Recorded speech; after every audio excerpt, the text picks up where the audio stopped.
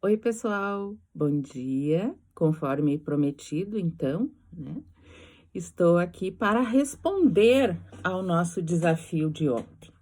Mas antes, eu quero agradecer imensamente a vocês que responderam, né, a minha solicitação de me acompanhar nesse novo projeto aqui, que é uma forma de que eu consiga, mesmo agora aposentada, longe do ambiente acadêmico, longe do ambiente hospitalar, de compartilhar ainda um pouco da minha experiência, que eu preciso aproveitar agora, porque daqui a pouco essa experiência, obviamente, vai ficar defasada, né?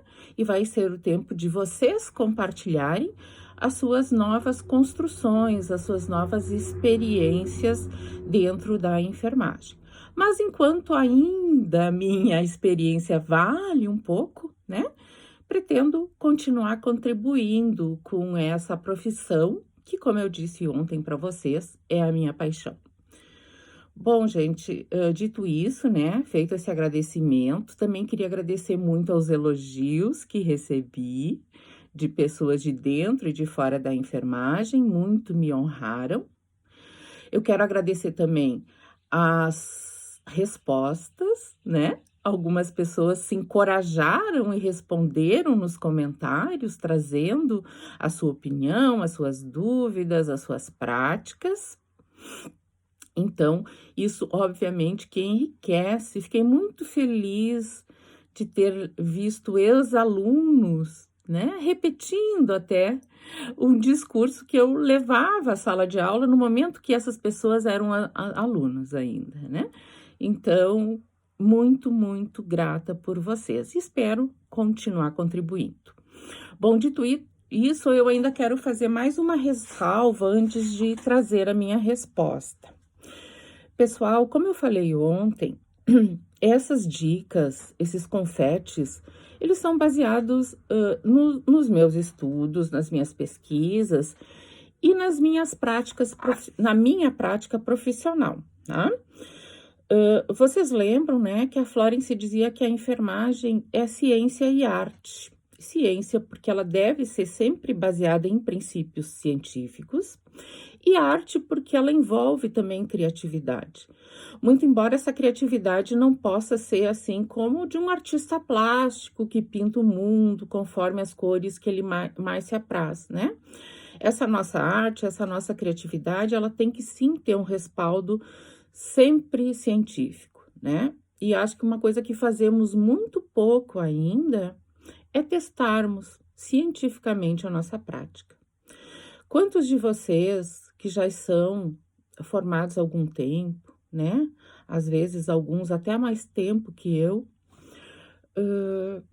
adquiriram durante toda a sua vida alguns macetes, né? Algumas fórmulas de fazer melhor o seu trabalho, de ir aprimorando aquilo que aprendeu na academia e transformando isso na sua prática. E isso é muito legal, e isso está valendo, desde que essa nossa prática, ela seja embasada por trabalho científico. E aí vem outro ponto que eu gostaria de trazer, né? Independente aqui de qual vai ser a minha resposta, da minha prática profissional, o que eu não quero é que isso se torne uma verdade absoluta e que amanhã vocês saiam fazendo isto dessa forma em detrimento dos protocolos institucionais de vocês, certo? Depois eu até pensei em gravar alguma coisa sobre isso, sobre a nossa responsabilidade profissional, sobre a nossa responsabilidade técnica, que está lá dito que nós precisamos cumprir os nossos protocolos institucionais. Isso quer dizer o quê? Que o protocolo da tua instituição, que tem que haver, tá? Se você trabalha numa instituição que não tem protocolos, isso tá contrário ao que nós, o nosso conselho profissional determina, tá? Toda instituição tem que ter protocolos institucionais, tem que ter Agora me esqueci o termo, olha só, gente. O nosso regimento do serviço de enfermagem, né? Do qual os protocolos são anexos, fazem parte, tá? Então, o que eu quero dizer com isso? Que independente aqui da minha opinião, que é baseada na minha prática, nos lugares em que eu trabalhei, certo? Vocês precisam cumprir o protocolo institucional. Então, se o protocolo da instituição de vocês diz que vocês devem retirar o mandril antes de testar, ou se o protocolo diz que vocês precisam primeiro testar e depois retirar o mandril, é isso que vai embasar a prática profissional de vocês. É claro, gente, né, que esses protocolos, eles não são fixos, eles não são engessados. Eles precisam ser revisados e precisam ser modificados periodicamente. E, além disso, eles precisam ser publicizados, ou seja, todos os enfermeiros, todo o pessoal de enfermagem da sua instituição precisa conhecer e ser treinado para a execução desse protocolo, tá? Agora, e se eu não concordo com o protocolo? E se eu dou uma resposta para vocês hoje e essa resposta vai ao contrário que está lá no protocolo da instituição? O que vocês vão fazer? Vocês vão ignorar o protocolo e vão, não, eu vou fazer assim porque a professora Mônica falou que é assim que tem que ser feito, né? Não, gente. Quando a gente não concorda com o protocolo, quando a gente embasa cientificamente, a partir de pesquisa, a partir de artigos científicos, que aquilo que está no nosso protocolo está defasado, não está tão correto, o que a gente vai fazer? A gente vai solicitar a alteração do protocolo, né? E essa alteração, de novo, vou falar 1000 vezes aqui nesse vídeo, essa alteração de protocolo, ela só vai ser feita a partir de práticas científicas. Não pode o chefe de enfermagem, o gestor, o responsável técnico da instituição afirmar que tal coisa tem que ser feito daquele jeito, porque ele fez um curso lá no Japão, e lá no Japão se faz dessa forma, e é assim que vai ser a partir de agora. Não. Para você mudar o protocolo, você tem que ter embasamento científico. Ou você vai atrás de literatura existente, publicada em revistas gabaritadas, né? Ou você pesquisa. E daí, transforma esse conhecimento, tá bom? Então, feita essa ressalva,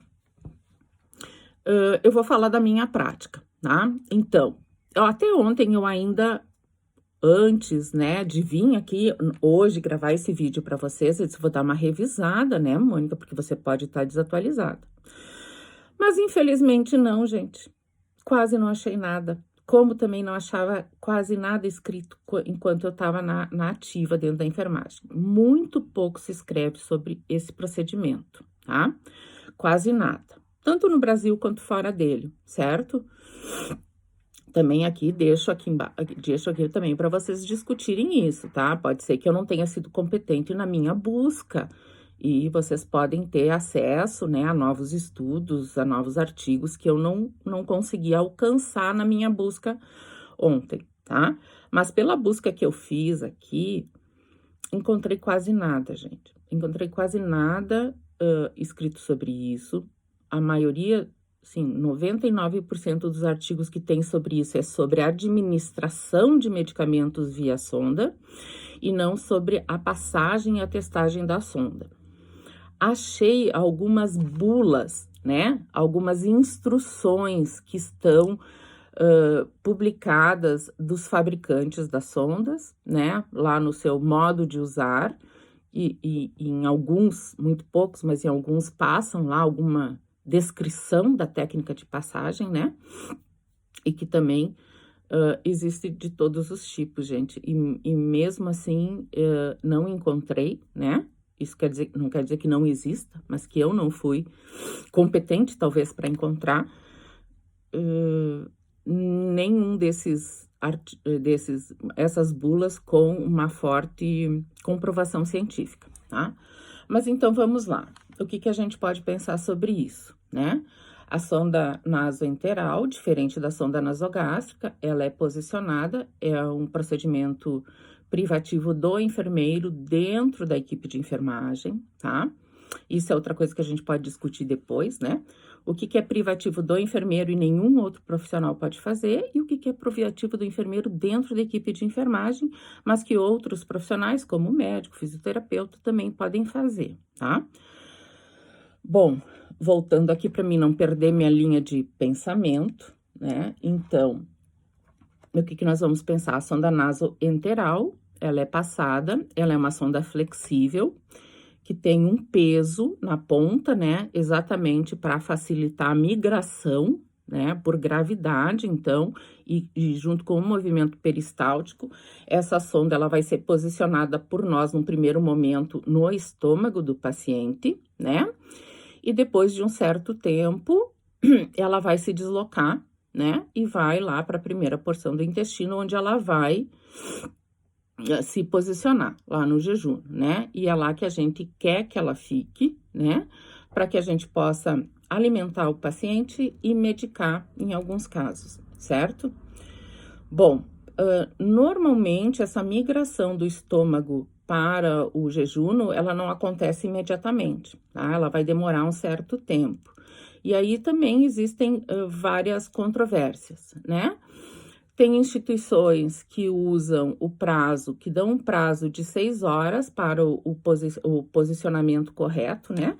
Da sonda, a partir do movimento peristáltico, e dão esse prazo de 6 horas, que é o prazo do esvaziamento gástrico, né? Então, seria o prazo máximo que essa sonda ela poderia se posicionar lá. Como tenho visto instituições que têm tanto testado praticamente logo no início, né? Porque entendem que do estômago ela vai normalmente se posicionar lá no jejum, né? E se ela está no estômago, ela não está no pulmão, né? Então, valida somente aqueles testes que a gente faz no momento do posicionamento da sonda. E outros esperam, né, algum tempo até radiografar e ter a correta certeza do posicionamento da sonda, tá? Bom, dito isso, então vamos lá, né? O que eu ouvia na prática? Para nós passarmos essa sonda, ela precisa ter um mandril, né? Que é uma espécie de arame rígido, mais rígido, né? Que é colocado dentro da sonda, porque como essa sonda sem o mandril, ela é muito flexível, às vezes a gente tem muita dificuldade, né? Ao contrário de uma sonda nasogástrica que é rígida, essa sonda mais flexível, se ela não tiver algo que endureça um pouquinho, a gente não vai conseguir posicionar, a gente não vai conseguir levar essa sonda até o estômago, né? Então, a existência desse mandril, ela tem essa função, né, de nos ajudar, né, de endurecer um pouco a sonda para que a gente consiga posicioná-la corretamente. A pergunta era, se eu retiro esse mandril, né, esse aramezinho, para quem não é da enfermagem, né, esse aramezinho de dentro da sonda, ou o mandril, eu retiro antes ou depois de testar? Lembrem que existem testes que devem ser feitos, né, testes sonoros, né, quando a gente injeta uma quantidade de ar dentro da sonda, ao momento que auscultamos a região do não sei a palavra,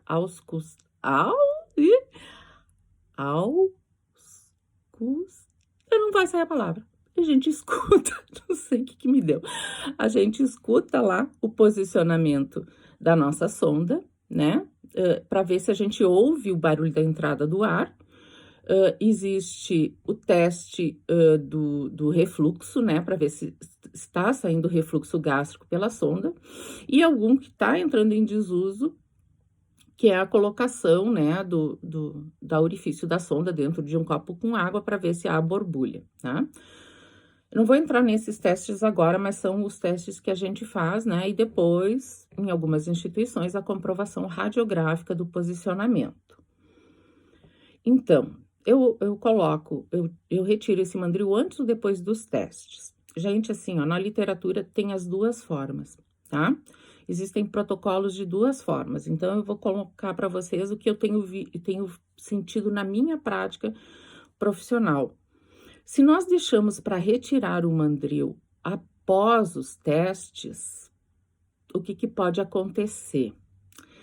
Muitas vezes, esse mandril, ele fica um pouco aderido, ele fica um pouco colado na parede da sonda. Então, todos os enfermeiros aqui já devem ter tido esse tipo, nós encontramos alguma resistência na retirada desse mandril. A gente, às vezes, tem que fazer até uma certa força, né? Até, às vezes, machuca a nossa mão, porque a gente vai enrolando esse mandril na mão, né? E puxando ele para que ele saia de dentro da sonda, né? E se a gente fizer isso depois dos testes de posicionamento, o que que pode acontecer? Nós podemos deslocar essa sonda, né? Então, a gente colocou a sonda, testou, determinamos que ela está no local onde a gente gostaria naquele momento, e daí vamos retirar o mandril. E aí que mora o problema. No momento que eu retiro o mandril, pela força muitas vezes que eu faço na retirada desse mandril, eu posso tirar essa sonda do lugar. E o que que acontece? As pessoas não testam novamente, elas já testaram, então não testam de novo. E aí eu posso ter um deslocamento da sonda, eu posso ter, né, um tracionamento dessa sonda que eu não vou perceber. E aí mora o perigo, tá, gente? Então, na minha prática profissional, nas minhas observações cotidianas, né? No meu empirismo, eu observo que o melhor é retirar o mandril antes do teste, para que quando eu faço o teste, eu não vou, se esse teste der ok, eu não vou mais mexer nesse posicionamento, né? Então, eu corro menos riscos. Mas por que que algumas pessoas dizem que a gente tem que retirar o mandril depois? Porque elas falam que se no momento do teste a gente determinar que essa sonda não está no local correto, eu posso, tendo o mandril lá dentro, reposicionar a sonda, tá, gente? Sim, é uma facilidade, mas na verdade, o ideal é que, em não estando posicionada a sonda, eu retire a sonda, reintroduza o mandril na sonda fora, né, do corpo do paciente, e aí higienize essa sonda, né, e aí eu reintroduza, tá? Então, essa é a minha resposta, que não quer ser uma verdade.